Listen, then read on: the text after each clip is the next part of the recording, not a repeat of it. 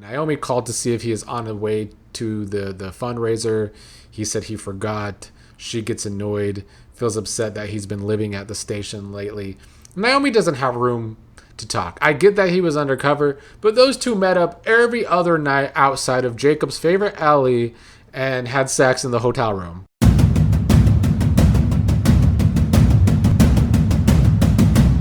Good evening, fellow Beyond the Gates viewers. Here to talk about today's Tuesday episode of the show as we started our crossover event with Victor Newman appearing from The Young and the Restless. It was a kind of tepid start to the event, but let's talk about it. I'm just going to go in order of my notes today. Martin was getting ready with his family. Samantha, Tyrell, Smitty wanted help picking out a tie. Nothing too important here. Just afterwards, Martin and Smitty talking about how Victor Newman's going to give a bigger spotlight on his fundraiser here. And Martin was also surprised how big the turnout seems like it's going to be. So things going well for Martin's campaign for now. Anita and Vernon were also getting ready for this fundraiser. They talk about calling Victor Newman and how calling him in is going to do big things for Martin's fundraiser and really pull Martin ahead in this campaign against our mystery opponent that we still don't know who the hell Martin is actually running against. Vernon doesn't think that Joey will attend and come after Martin tonight, so Joey shouldn't be a problem, even though Joey seemed like he was dressed to go to this event. And then Vernon headed out to meet Victor. Victor Newman was seen at the start of this episode, I assume, at old Newman Enterprises. Then Victor arrived in the CGI helicopter, as Aaliyah pointed out in the watch-along live chat today. The trees didn't move when the helicopter was coming down, but they greet and hug each other. Vernon thanks him for coming. They chatted in the back of the car, drinking some alcohol that I guess is one of Victor's favorites. They talked about how they first drank it in Genoa City when they were debating legislation. They both talked about how they have a legacy to be proud of. I don't think Victor Newman on Young and the Restless has a legacy to be proud of the way he has become the supervillain in the past decade or two.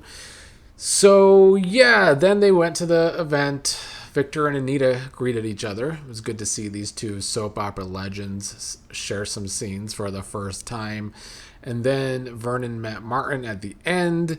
As we heard thunder, we saw some lightning. There is, a storm coming, storm brewing. Martin hopes it's not a bad omen, but it might be. Dani and Naomi at the beginning of the episode were talking about an incoming storm and how it could postpone some of Genoa City's arrivals. I assume she's talking about all the Abbotts that are arriving tomorrow, on tomorrow's episode anyway. Dani then can tell that Naomi is worried about Jacob. They discuss Jacob's grieving and how Jacob didn't think he deserved the award that he got for his Impaler undercover work, even though Jacob was right. Jacob did not do this great work to deserve an award, and the Impaler hasn't been caught yet. I can understand why Jacob feels the way that he does. Also, Naomi's just expecting Jacob to be over the death of Derek, and that's not going to hit him even harder. The fact that he couldn't take down the big dog yet, the Impaler, and Derek died because of it. Naomi not being a very understanding wife here. But I guess what else is new with Naomi and Jacob's relationship? Naomi expects Jacob to do so many different things. Meanwhile, she's the one keeping a secret from her own husband. And yeah, I get that she's keeping it from everyone except for Ashley. But I wonder why that is. Why is Ashley the one that she tells? They're that good of friends, even though for a moment in time it seemed like Naomi and Haley were supposed to be the bestest friends. Well, Dani did suggest that Naomi invite Ashley to the fundraiser to help take Ashley's mind off of things and maybe take Naomi's mind off of things too. So I guess Naomi bringing Ashley as a date, could this be a tease to put these friends together? Maybe the only thing that could salvage Ashley as a character to me? Because the Naomi and Ashley friendship is a bit much. Naomi's been up Ashley's ass for what feels like 2 months now with this Impaler storyline.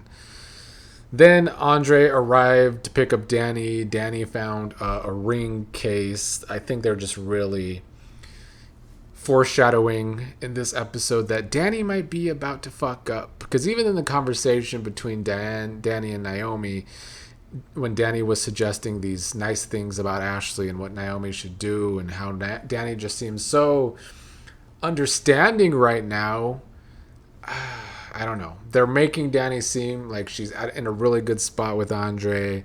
She's become really mature. But I guess old habits might die hard. Elon and Jacob started this episode, which they were arguing because I guess Jacob was going hard at Ren. But we didn't get to see it, of course, which I think is annoying. Like, you can't have Ren on for one more episode to see Jacob really trying to get some information out of him. Elon was trying to reprimand Jacob for doing too much. Jacob said that he's getting mad with how many things on this case are stalling. He wants something to go his way. They learned that Leah's finally going to prison, so Jacob wants to question her one more time. I don't know if we're going to get to see that. I doubt it. It'll probably take place off screen as well. But Jacob is saying he wants another crack at Ren before he can speak to Leah, so he had another crack at Ren that we didn't get to see. Naomi called to see if he is on the way to the fundraiser. He said he forgot. She gets annoyed, feels upset that he's been living at the station lately. Naomi doesn't have room to talk. I get that he was undercover, but those two met up every other night outside of Jacob's favorite alley and had sex in the hotel room. So Naomi is being insufferable. What else is new? But I guess Jacob did get a name out of Ren, which we'll get to. Joey and Vanessa seem to also be getting ready for the event, but Vanessa could tell that his mind is on his family ties with Heather coming back. He talked about how not a lot of things shock him these days, but his sister walking back into his life did. Joey is hoping to see Heather again soon when Vanessa asked when he will see his sister again. And then that's when Jacob arrives saying he has something to say. He wants to talk to Joey. He wanted to talk to Joey alone. Joey is like, you can say anything in front of Vanessa.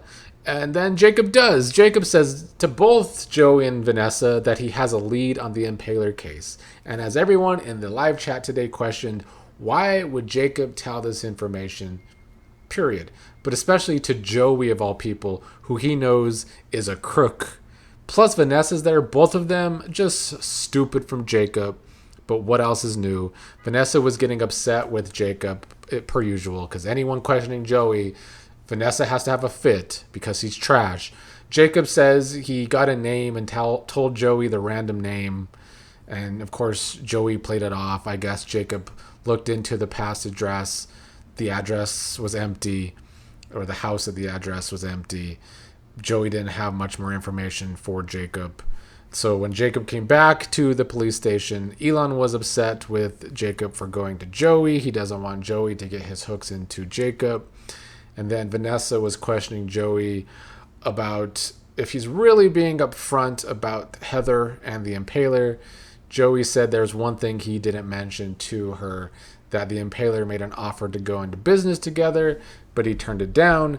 Joey still has not admitted to Vanessa that his sister is the Impaler, and I assume that Joey is going to try and keep that information come out from everyone and probably have his sister's back, at least for now, I would believe.